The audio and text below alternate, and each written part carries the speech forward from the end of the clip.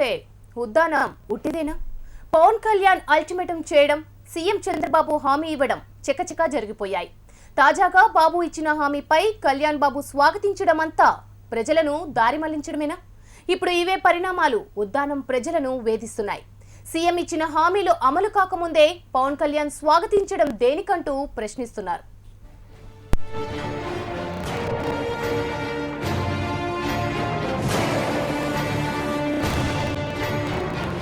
ప్రశ్నిస్తానంటూ వచ్చిన జనసేన అధినేత పవన్ కళ్యాణ్ ఉద్దానం కిడ్నీ బాధితుల తరపున పోరాటం చేస్తానంటూ ముందుకొచ్చారు.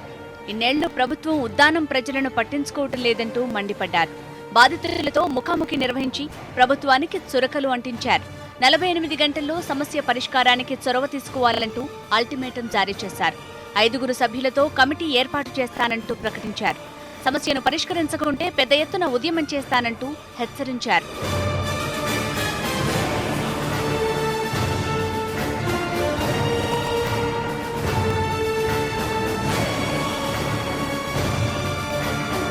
ఉద్దానం కిడ్నీ బాధితులను ఆదుకుంటామంటూ ప్రభుత్వం ప్రకటించింది.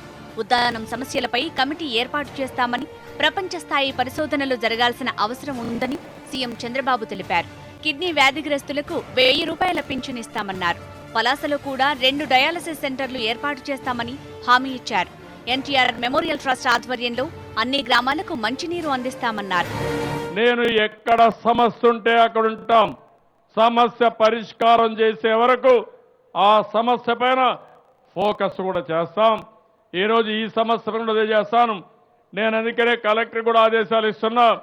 ఆ ప్రాంతంలో సీరియస్ పేషెంట్లు ఉంటే అవసరమైతే వాళ్ళందరినీ కూడా కన్సిడర్ చేసి పింఛన్లు ఇవ్వడానికి కూడా నేను వెనకబడను. అది కూడా ప్రత్యేకంగా పింఛన్లు కూడా ఇప్పిస్తానని చెప్పి నేను మీ అందరికీ తెలియజేస్తున్నా. ఆదుకుంటామంటూ సీఎం హామీ ఇచ్చి 24 గంటలు కూడా గడవక ముందే పవన్ కళ్యాణ్ హ్యాపీ అంటూ ప్రకటించారు. సీఎం కామెంట్లను స్వాగతిస్తున్నామని, సమస్యను చంద్రబాబు అర్థం చేసుకున్నారంటూ తెలిపారు.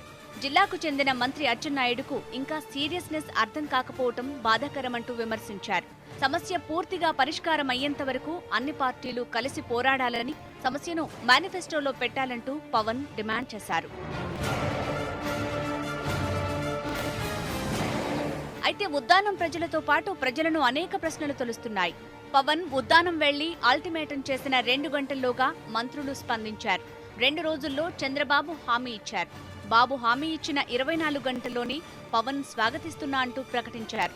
అసలు బాబు ఇచ్చిన హామీలు అమలు కాకముందే పవన్ ఏం చూసి స్వాగతించారని డైలమాలో పడ్డారు. పనులు ఇంకా మొదలు పెట్టలేదు, అధికారులకు పూర్తి స్థాయి ఆదేశాలు అందనే లేదంటూ విమర్శలొస్తున్నాయి. ఇచ్చిన హామీలు ఎప్పుడు అమలవుతాయో తెలియని పరిస్థితి నెలకొంది. ఈ తతంగమంతా చూస్తుంటే ఉద్దానంపై ఈ టూర్లు ఉత్తుత్తివేనా, ఉనికి కోసమే చేస్తున్నారా అంటూ ప్రశ్నిస్తున్నారు ప్రజలు.